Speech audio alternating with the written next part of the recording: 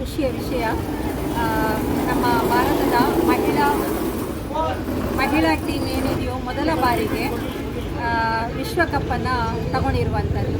ನಮಗೆಲ್ಲರಿಗೂ ತಿಳಿದೇ ಇದೆ, 1973ರಲ್ಲಿ ಮಹಿಳಾ ವಿಶ್ವಕಪ್ ಶುರು ಆಗಿತ್ತು. ಆದರೆ ಇದೇ ಪ್ರಥಮ ಬಾರಿಗೆ ಅಂದರೆ 2025ರಲ್ಲಿ 50 ವರ್ಷಕ್ಕೂ ಮೇಲ್ಪಟ್ಟ ನಂತರ ನಮ್ಮ ದೇಶದ ಮಹಿಳೆಯರು ಒಂದು ವಿಶ್ವಕಪ್ಪನ್ನು ತೆಗಿಲಿಕ್ಕೆ ಸಾಧ್ಯ ಆಯಿತು. ಇದರ ಹಿಂದೆ ಅದರಲ್ಲಿರುವಂತಹ ಕಷ್ಟ, ಅದರಲ್ಲಿ ಎಷ್ಟೊಂದು ಶ್ರಮ ಇದೆ ಅನ್ನೋದನ್ನು ನಾವೆಲ್ಲ ತಿಳ್ಕೊಳ್ಬೋದಾಗಿದೆ.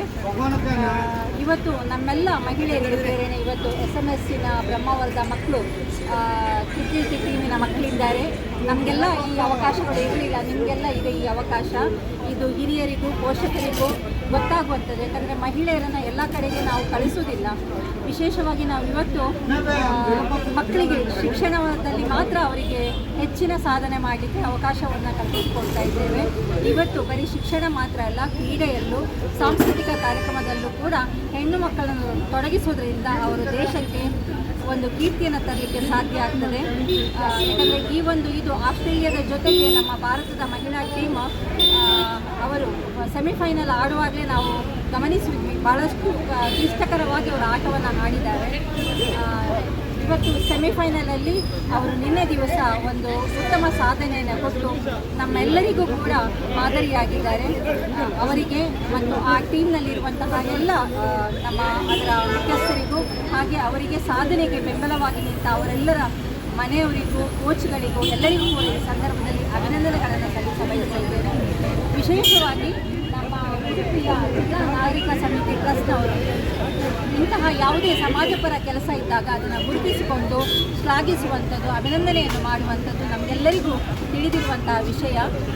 ಹಾಗಾಗಿ ನಾನು ನಿತ್ಯಾನಂದ ಬಳಗಾರು ಅವರ ಟೀಮಿನ ಪ್ರತಿ ಸದಸ್ಯರನ್ನು ಈ ಸಂದರ್ಭದಲ್ಲಿ ಅಭಿನಂದನಿಸ ಬಯಸ್ತಾ ಇದ್ದೇನೆ. ನಮಸ್ಕಾರ.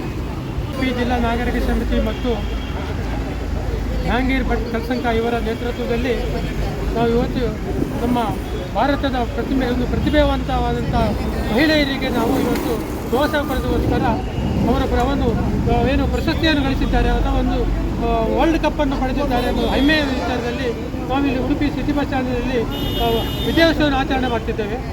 ಆ ಸಲುವಾಗಿ ನಾವು ಶಾಸನ ಸಲುವಾಗಿ ನಾವು ಅವರಿಗೆ ಬೇಕಾಗುವಂಥ ಇನ್ನು ಸ್ವೀಟನ್ನು ಒಂದು ಜಿಲೇಬಿ ಮತ್ತು ಇನ್ನಿತರ ಸ್ವೀಟನ್ನು ನಾವು ಬಿಸಿ ತಯಾರಾಗಿ ಮಾಡಿಕೊಂಡು ಎಲ್ಲ ಸಾರ್ವಜನಿಕರಿಗೆ ಹಂಚುತ್ತಿದ್ದೇವೆ. ಹಾಗೆ ಮಹಿಳೆಯರು ಕೂಡ ಇನ್ನು ಮುಂದೆ ಬಂದು ಮಹಿಳೆಯರು ಕೂಡ ಇನ್ನು ಮುಂದೆ ನಾನಾ ರೀತಿಯ ಕ್ರೀಡೆಗಳಲ್ಲಿ ಅವರು ಪ್ರಶಸ್ತಿಯನ್ನು ಪಡೆದುಕೊಳ್ಳಬೇಕಂತೇಳಿ ನಾನು ಈ ಮೂಲಕ ವಿನಂತಿಸಿಕೊಳ್ತಿದ್ದೇನೆ. ಹಾಗೆ ನಮ್ಮ ಇವತ್ತು ಮಾಡಿದಂಥ ಇಂಡಿಯಾದ ಯಾರು ಟೀಮ್ಗಳಿವೆ ಅವರಿಗೆಲ್ಲರಿಗೂ ನಾವು ನಮ್ಮ ಸಾರ್ವಜನಿಕರ ಪರವಾಗಿ ನಾವು ಹೆಮ್ಮೆಯನ್ನು ವ್ಯಕ್ತಪಡಿಸುತ್ತಾ ನಾವು ವಿಜಯೋತ್ಸವವನ್ನು ಆಚರಿಸಿಕೊಳ್ತೇವೆ.